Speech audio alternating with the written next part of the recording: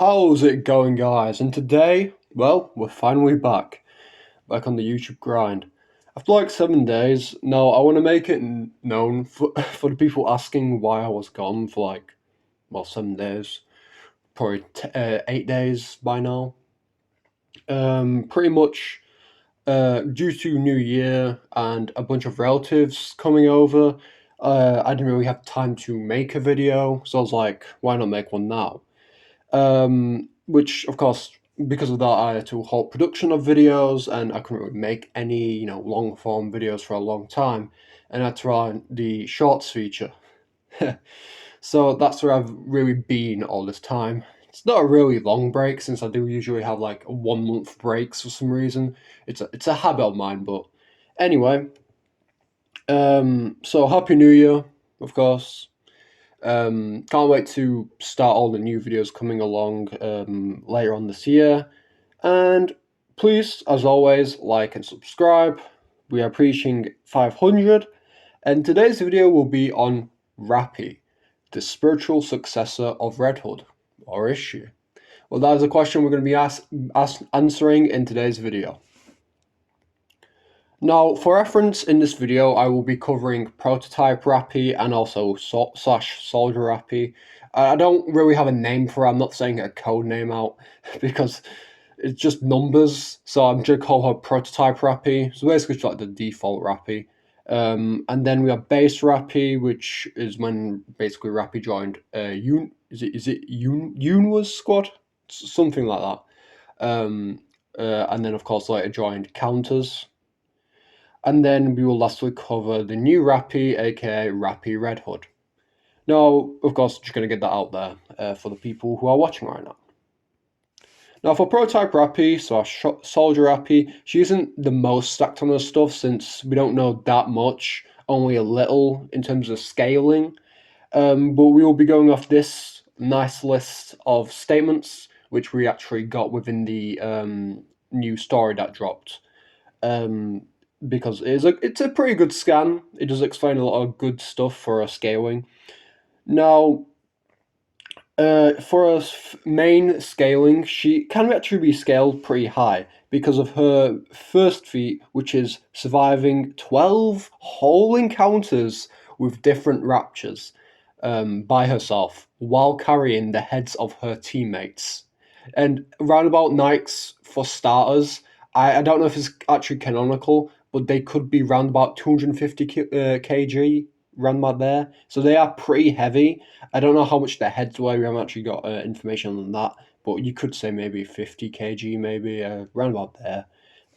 So that is pretty good. And I think it was like 3 or 2 squad mates. She was literally carrying them while fighting, which is pretty wild. Now, I'm not going to be overwanking it, but you can overwank this suggested statement because it doesn't actually make it clear what raptors she encounters. However, the best way I'd put it as, in terms of scaling, is that she's around about large town level, realistically. Because she would probably realistically encounter a Lord class, and Lord classes ain't that strong. I mean, a nameless Nike like her could probably take on one of the Lords, because the Lords ain't that strong, like I mentioned. And a person like her, because we know Rapi is pretty insane in terms of the strength, so she could be around about large town in prototype form. So round about there. And let me make this clear: she didn't even need to sleep or rest. She just kept pushing and pushing on, which is actually insane.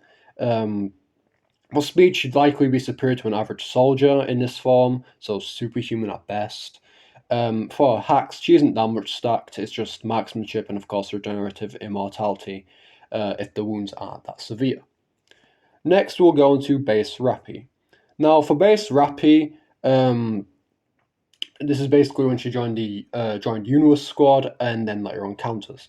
The one we basically all know and love. For reference, in this form, she should be way stronger than before, so you could already argue like small city level, since she is stronger than her past self, which could be comparable to Loudmouth. The same Loudmouth who was able to basically annihilate a bunch of buildings with one single shot from his beam. However, you could also argue Iron Level due to her doing significant damage to Nihilister. Of course, this is a bit of a wank, but it's your choice. You can argue it, but I'd rather say she's small city level or large town level in her base form. For speed, she'd roundabout be superhuman plus, or subsonic, realistically speaking. For hacks, she is a lot more, stacked than her prototype counterpart. She still carries her regenerative immortality and her marksmanship, as well as resistance to diseases. Her in-game abilities, of course, include buffing and taunting. So that's pretty good shit for our main girl slash poster child. Next, let's go on to the next evolution of Rapi, or the final stage of Rapi, hopefully, because I don't know if she'll get another form. It would be cool, but let's just keep this one as her last form, for now. So this is probably my most favorite design out of all of them. For some reason, people don't like it because it's a reskin. Of course, I don't see it as a reskin. I just see it as like a godlike version of Rapi. I love it personally. Anyway, this is basically a Rapi who has inherited the full strength of Red Hood, which would already put her quite high, since Red Hood is the same person who fought Cinderella. Cinderella is above the Kraken in terms of strength, the same Kraken who could be scaled to Iron level via him being described as an island and being a threat to an island as well. You could also argue Large Island because she could be stated or suggested to be stronger than Redwood ever could be. So you could make an argument for Large Island if you wanted to. Um, then she also wields this new weapon, which I think it's called Seven Dwarves. It's similar to what's the name? Snow White's weapon, basically, but a lot more stronger. And it is pretty much the strongest weapon we've seen in this game because we've never seen a weapon in this game where it can change into a gun to a melee weapon. It's crazy, really. And it should be regarded as the strongest in the series since this weapon was even able to one-shot Behemoth, the same Behemoth who was throwing around Grave and even Cinderella. So it's a pretty wild weapon. Now, like I mentioned before, this weapon acts as both a fucking drill and a machine gun, which is insanity.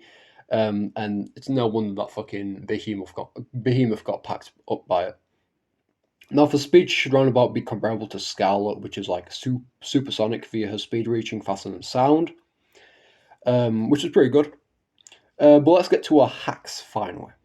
Now, she should, of course, carry her regenerative immortality. However, she also has the resistance to corruption via her being part of Red Hood. Red Hood was actually able to resist corruption for a long, long time, pretty much longer than the usual Nikke. And then she should, of course, have resistance to diseases. And then she should also have her marksmanship. For her in-game skills, however, which is actually the best part, she has, of course, buffing and, of course, explosion manipulation. You could also argue weapon manipulation, since her weapon does transform to a drill from a gun, and she can only do that because she's used her powers to actually activate that skill. So you could argue weapon manipulation as well. So in terms of a new character in Nikke, she is pretty strong, and I'm actually going to be making a top 10 strongest Nikke inverse list on this channel. It will probably be the most controversial video since Nikke scaling is a bit iffy sometimes, and there's of course a lot of like debates on who's top one, who's top three. But reasonably, you can argue this form of Rapi to at least be top two inverse currently. So pretty good shit. Now, if you've enjoyed this video, please like and subscribe. And yeah, I will see you next one. Bye bye.